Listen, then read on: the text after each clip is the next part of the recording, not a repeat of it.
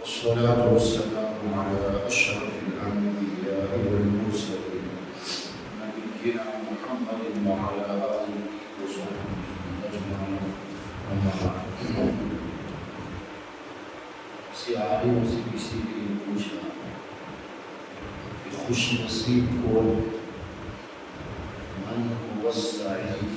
عربی میں لکی میں نصیب والا جسے ہم لوگ خوش نصیب کون ہے؟ انہوں نے جواب یہ دیا السعید من جعل موجوداته مسلمة للقلب عن مفقودات. سعید اور خوش نصیب خوشحال آدمی وہ آتش اور جو اس کے پاس جو کچھ ہے اسی میں اپنے دل کو وہ تسلی دے. جو اس کے پاس نہیں ہے اس کی فکر نہ ہے. جو اللہ نے اسے دیا ہے اس کے پاس جو ہے اسی میں وہ خوش رہے, اپنے دل کو تسلی دے. خدا کو ہو جانا چاہیے اسی میں. جو نہیں ہے اس کی فکر نہ کرے. اسے کہتے ہیں خوش نصیب. اصل خوش نصیب تو وہ ہوتا ہے جس کی دنیا کیسی بھی گزرے, کلمے کے ساتھ وہ اس دنیا سے جائے, قبر کے عذاب سے محفوظ ہو جائے اور قیامت کے دن اسے جنت میں جانے کی اجازت پرمیشن مل جائے, وہ جنت میں پہنچ جائے. یہ خوش نصیب. کیسے زندگی گزری, کن تکالیف میں, پریشانیوں میں وہ جیا, یہ سب کچھ معنی نہیں رکھتا. ونس ایمان پر اس کا خاتمہ ہو, کلمہ پڑھتے ہوئے اللہ کی وحدانیت کو لے کر وہ اس دنیا سے گیا, وہ کامیاب ہے. سب کچھ جنت میں ایک جیسے وہ داخل ہوگا ساری دنیا کی وہ ساری تکلیفیں بھول گئی, کچھ نہیں. لیکن اس دنیا کے اندر خوش نصیبی کن چیزوں میں, ایک خوشحال آدمی کے لیے کیا کیا ہونا چاہیے؟ اپنی اس دنیا کو خوشی والی بنانے کے لیے کن چیزوں کی طلب ہونی چاہیے انسان؟ حضرت سعد بن ابی وقاص رضی اللہ عنہ بڑے صحابی ہیں, ان 10 صحابہ میں سے ہیں جن کو اللہ نے اسی دنیا میں جنت کی بشارت دی ہے. سعد بن ابی وقاص رشتے میں نبی کریم صلی اللہ علیہ وسلم کے ماموں بھی ہوئے.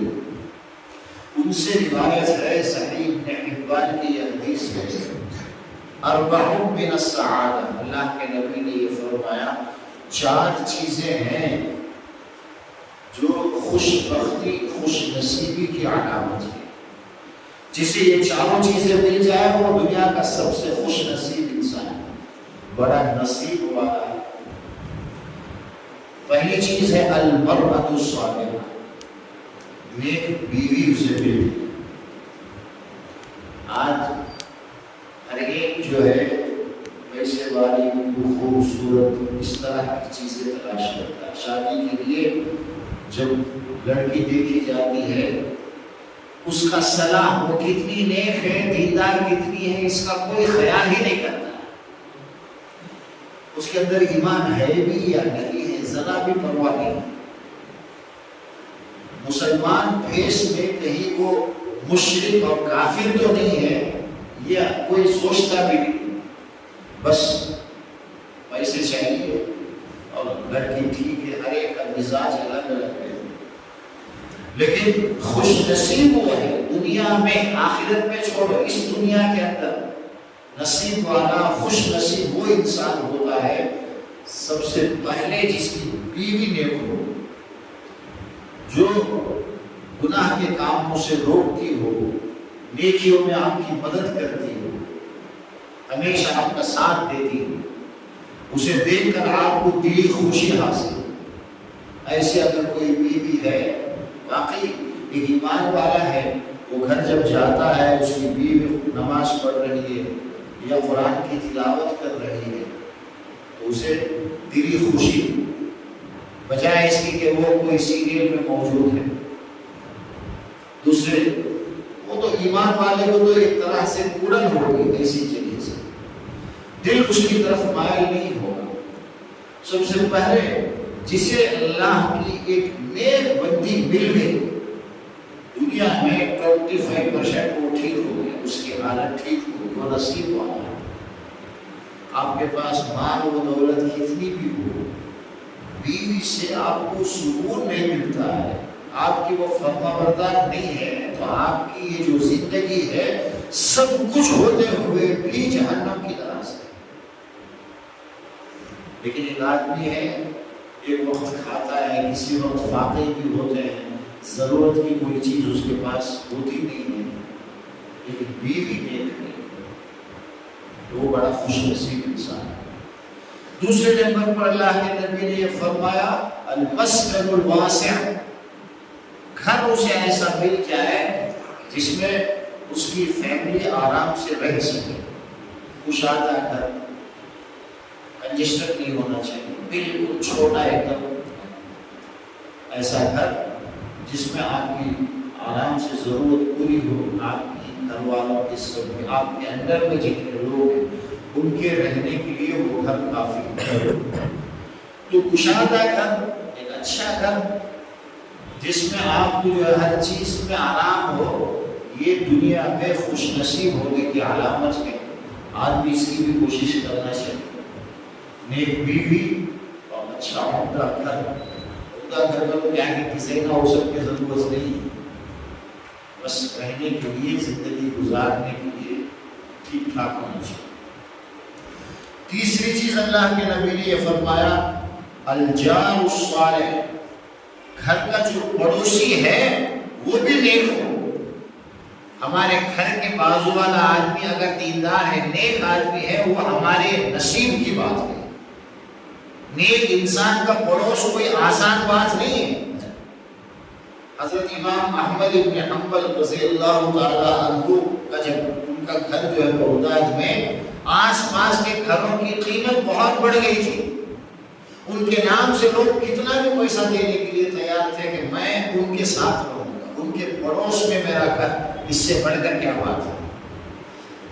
آپ خوش نصیب ہیں، خوشحال ہیں یا نہیں، یہ دیکھنے کے لیے یہ دیکھ لینا کافی ہے کہ آپ کا پڑوسی کو، پڑوسی کو تو آگے سامنے، بازو میں، سیدھے ہاتھ میں، بائیں ہاتھ میں، اور آپ کے گھر کے سامنے جن کے گھر ہوتے ہیں وہ آپ کے پڑوسی، وہ اگر نیک ہیں اور نیک کاموں میں وہ آپ کا ساتھ دیتے، آپ کے ساتھ کھڑے ہوتے، یہ ہماری خوش نصیبی ہے۔ یہ تیسری چیز اللہ کے نبی نے فرمایا۔ تو ہم کہیں گھر بناتے ہیں، کوئی جگہ خریدتے ہیں، تو ہم دیکھیں کہ پڑوس میں کون کون ہے، ان کو دیکھ کر خریدنے اور بنانے کی ضرورت ہے۔ اور چوتھی چیز اللہ کے نبی نے یہ فرمائی المرکب الہنی، آرام دہ سواری، آپ کی ٹرانسپورٹیشن کے لیے، آپ کو کہیں آنے جانے کے لیے آرام دہ سواری ہو۔ اس زمانے میں گھوڑے اونٹ ہوتے تھے، آج کار ہو گئی، بھائی جس میں آپ کو آرام ہے، جانے میں آپ کو تکلیف نہیں ہے، کہیں جانا ہے آپ کے پاس سواری موجود ہے، آپ آرام سے جا سکتے ہیں، وہ سواری آپ کو تھکاتی نہیں ہے، پریشان نہیں کرتی ہے۔ گڈ کنڈیشن میں کوئی گاڑی ہو، یہ چار چیزیں ہیں جس سے دنیا میں آپ کی زندگی خوشحال ہو جائے، آپ نصیب والے ہو جاتے ہیں۔ اس کے علاوہ جتنی چیزیں ہیں ان کا خوش بختی سے کوئی تعلق نہیں، آدمی کے لکی ہونے سے کوئی تعلق نہیں ہے کہ آپ کا بینک بیلنس کتنا ہے، آپ کا کاروبار کتنا ہے۔ کاروبار تو بہت ہے لیکن سکون کا گھر نہیں ہے دریندر کے،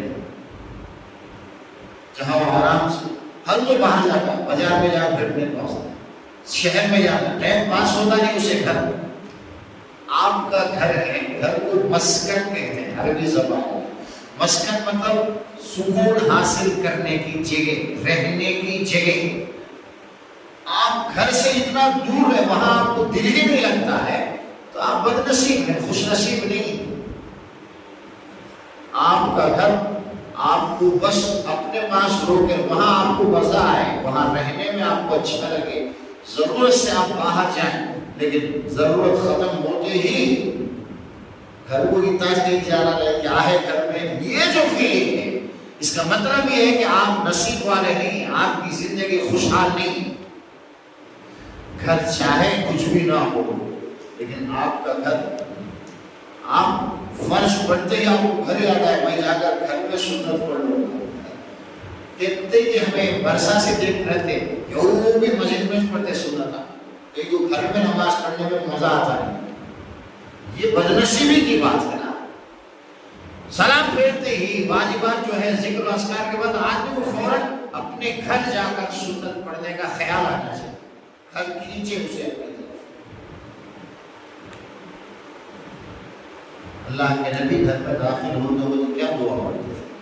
اللہم انی اسألک خیر المولج و خیر المخرج، بسم اللہ ولجنا و بسم اللہ خرجنا وعلی اللہ ربنا توکلنا۔ یہ دعا ہے گھر میں اندر داخل ہو، اللہ میں جو گھر میں داخل ہو رہا ہوں یا جو میں گھر سے نکلا ہوں تیرے نام سے نکلا ہوں، میرا گھر کے اندر داخل ہونا باعث برکت ہونا۔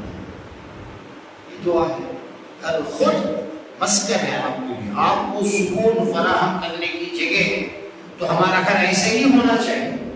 کچھ دن آپ اپنے جو وظائف ہیں سنت یا جو قرآن کی تلاوت ہے یا اس طرح کی چیزیں آپ اپنے گھر میں کرتے رہو، پھر آپ کو گھر سے محبت ہو جائے، آپ کا گھر آپ کو سکون دے گا۔ تو یہ چار باتیں اللہ کے نبی نے یہ فرمائی، اسی میں دنیا کی سعادت ہے، دنیا کی خوش بختی ہے، اصل نصیب والا یہی ہے جسے یہ چاروں چیزیں ملتی ہیں۔ اللہ تبارک و تعالی ہمیں اس دنیا میں بھی سعادت اور عافیت نصیب فرمائے، اور آخرت ہماری ایک دم خوش نصیبی والی ہونی چاہیے، سعادت والی ہونی چاہیے۔ یہی ہے کہ قبر میں عذاب سے بچ جائے، اچھی موت آ جائے انسان کو، اور جنت میں جانے میں اسے پرمیشن، یہی خوش نصیب۔ کسی نے یہ بھی کہا ہے کہ سعید اور اسعد، ایک ہوتا ہے خوش نصیب لکی میں ادرشمنت، اسے سعید کہتے ہیں، اور ایک ہوتا ہے اسعد بہت زیادہ خوش نصیب۔ تو کسی نے یہ کہا کہ سعید وہ ہوتا ہے جو اللہ کے ساتھ ہو، یعنی زندگی کے ہر عمل میں وہ اللہ کو دیکھ رہا، اللہ کے ساتھ اس کی زندگی گزرتی ہے، سعید ہے۔ اسعد کون ہے؟ جس کے ساتھ اللہ ہو۔ جب آپ فَاذْكُرُونِي، تم مجھے یاد کرو، تو اللہ یاد کرنے والا، کوشش کرنے والا سعید ہے، جو اللہ کو ہمیشہ یاد کرتا ہے۔ اذکرکم، جسے اللہ یاد کرے، جس کے ہر کام میں اللہ کی مدد ہو، وہ اللہ اس کے ساتھ ہے، وہ سب سے بڑا خوش نصیب ہے۔ تو ہمیں سعید بن کر زندگی گزارتے گزارتے اسعد بننا، آگے جانا۔ وما علينا إلا البلاغ، سبحانك اللهم وبحمدك، نشهد أن لا إله إلا أنت، نستغفرك ونتوب